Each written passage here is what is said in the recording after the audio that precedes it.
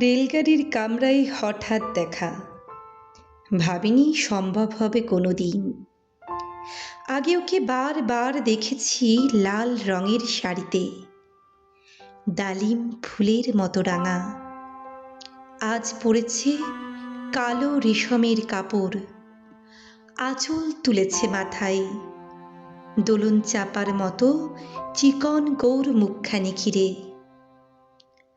মনে হলো কালো রঙই একটা গভীর দূরত্ব ঘনিয়ে নিয়েছে নিজের চারদিকে, যে দূরত্ব সর্ষে ক্ষেতের শেষ সীমানায় শাল বনের নীলাঞ্জনে।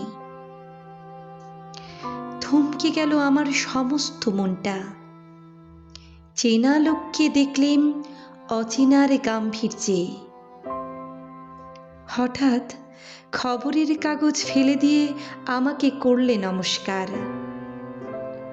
সমাজবিধির পথ গেল খুলে, আলাপ করলেম শুরু। কেমন আছো, কেমন চলছে সংসার ইত্যাদি। সে রইল জানালার বাইরের দিকে চেয়ে, যেন কাছের দিনের ছোঁয়াচ পার হওয়া চাহনিতে। দিলে অত্যন্ত ছোট দুটো একটা জবাব, কোনোটা বা দিলেই না।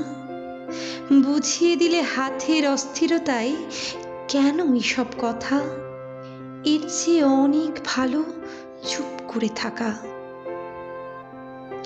আমি ছিলাম অন্য বেঞ্চিতে ওর সাথীদের সঙ্গে। এক সময়ে আঙুল নেড়ে জানালে কাছে আসতে, মনে হলো কম সাহস নয়। বসলুম ওর এক বেঞ্চিতে। গাড়ির আওয়াজের আড়ালে বললে মৃদু স্বরে, কিছু মনে করো না, সময় কোথা সময় নষ্ট করবার। আমাকে নামতে হবে পরের স্টেশনে, দূরে যাবে তুমি, দেখা হবে না আর কোনোদিনই। তাই যে প্রশ্নটার জবাব এতকাল থেমে আছে, শুনবো তোমার মুখে, সত্য করে বলবে তো? আমি বললেম, বলবো। বাইরের আকাশের দিকে তাকিয়ে শুধলো, আমাদের গেছে যে দিন, একেবারেই কি গেছে, কিছুই কি নেই বাকি।